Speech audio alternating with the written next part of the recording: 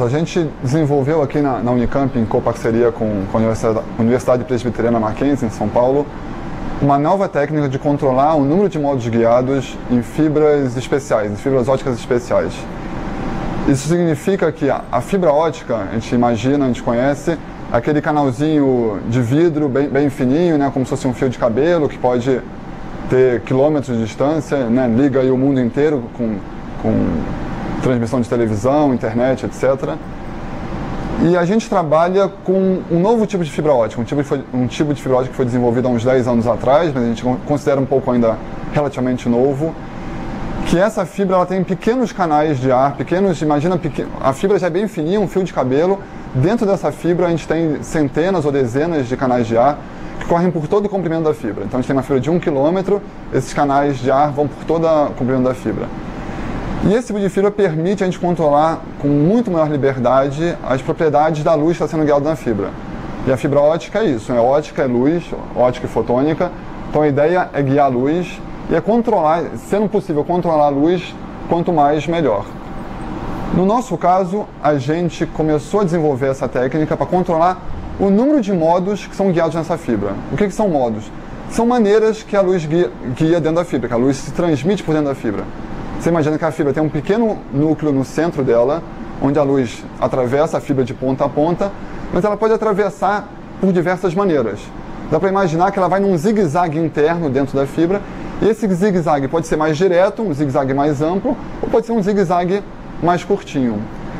E controlar isso, controlar o número de possibilidades desse zigue-zague, que eu vou chamar a partir de agora de modos. Então controlar o número de modos é bastante interessante, porque permite aplicar ou não a fibra para diversas aplicações, por exemplo, para sensoriamento ou para comunicação ótica, etc.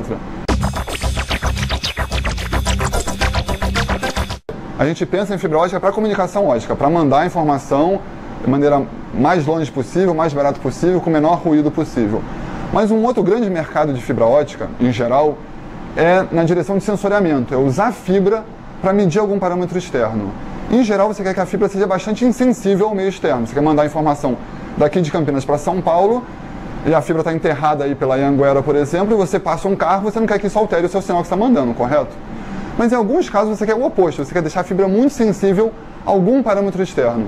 Então se passa um carro por cima, você quer medir a velocidade do carro, o peso do carro, você quer usar essa fibra para medir temperatura, pressão, algum reagente químico, enfim, usar a fibra para medir algo externo.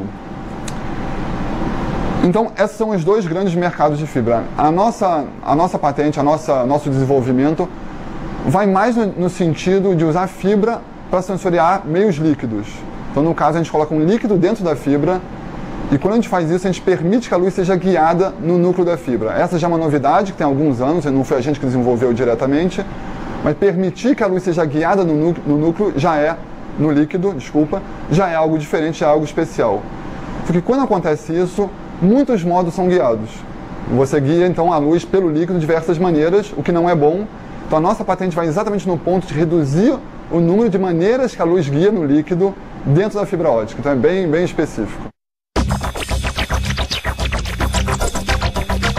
Uma das grandes vantagens é a simplicidade de como a gente faz isso. Porque você poderia, na verdade, você quer estudar, quer poder aplicar essa fibra para diversos tipos de líquido. Líquidos variam, como a gente sabe, imensamente, você vai de água a álcool, líquidos mais densos ou líquidos menos densos. Para a gente aqui em ótica, o que interessa é a densidade ótica do líquido. Um termo mais técnico é o índice de refração do líquido. Então existem líquidos de diversas densidades óticas. Uma solução mais global para esse problema seria desenvolver uma fibra para cada líquido, para cada aplicação. Então seria, na verdade, uma solução possível, mas extremamente trabalhosa e seria uma solução para cada caso muito específico. A nossa solução é bem mais global. A gente consegue, com uma única fibra, e a gente tem um certo líquido de interesse, a gente consegue ainda assim controlar o número de modos guiados usando um segundo líquido de controle. Então é meio complicado, mas a gente tem um primeiro líquido que é o nosso interesse, que é o líquido que a gente quer caracterizar, e a gente usa um segundo líquido colocado também dentro da fibra sem misturar com o primeiro, para controlar o primeiro líquido, por assim dizer. Então a simplicidade é uma grande vantagem. A outra vantagem, eu diria, que é essa que eu comentei rapidamente, é poder usar apenas uma fibra para quase todas as aplicações possíveis, para quase todos os líquidos possíveis. A gente tem trabalhado, na verdade, com essas fibras especiais há muitos anos já, somos um dos grupos pioneiros aqui no Brasil a trabalhar com esse tipo de solução. E estamos sempre procurando soluções de usar essas fibras de maneiras novas, para aplicações novas, e resolver alguns problemas práticos. A gente quer usar a fibra para medir, por exemplo, pressão ou medir o líquido, no caso dessa patente, mas surgem problemas práticos para usar isso. Então a motivação foi tentar resolver esse problema prático de usar uma fibra única para diversas aplicações. E a gente contou com isso, uma colaboração intensa da Universidade Presbiteriana e Mackenzie. Então, esse trabalho envolveu a gente aqui na Unicamp, aqui no Instituto de Física, com alguns alunos daqui, e uma equipe do Mackenzie, também um professor principal e alguns alunos de lá.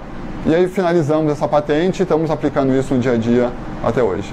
Então, eu digo que o desenvolvimento durou entre 6 meses e 1 ano, um pouco difícil de precisar quando acaba, na verdade, porque nunca acaba, mas eu diria que se fosse para colocar uma data, aí entre 6 meses e 1 ano. Depois dessa fase inicial de desenvolvimento, como eu disse, durou em torno de 6 meses a 1 ano, a gente procurou a Inova aqui no Unicamp para proteger a nossa patente, patentear, na verdade, a nossa tecnologia, com a ideia de ter a ajuda da Inova, de procurar empresas parceiras, ajudar na divulgação disso. A gente está aqui dentro da física, também dentro do laboratório, então é sempre bom contar com a ajuda da Inova nessa parte mais do dia a dia real de divulgação. Desdobramento. Se vai ter alguma coisa, como é que a pesquisa está hoje? Certo. Então, o desdobramento, na verdade, agora a gente está usando a patente, na verdade, para medir o que a gente esperava medir no começo, quando tudo isso começou, quando o objetivo foi, quando a gente buscou resolver o problema. Então, estamos usando a ideia de colocar os líquidos, controlar, para medir os líquidos e caracterizar e usar em sensores reais. Então, assim, na verdade, temos trabalhado aqui no laboratório na ideia de usar essas fibras microestruturadas com os canaizinhos de ar para aplicações de sensoriamento, dispositivos óticos, tentando ganhar um mercado e tentando ultrapassar o que a gente conseguia fazer com as fibras tradicionais antigamente. Assim, usar toda essa liberdade aberta pelas fibras, usar a nossa tecnologia de desenvolvimento, que resolvemos problemas práticos desse novo tipo de fibra, né? Esse tipo de problema sempre surge quando você começa uma nova tecnologia, resolvemos alguns deles, alguns permanecem, e estamos agora tentando utilizar isso no dia a dia aqui no laboratório para medidas de parâmetros físicos reais.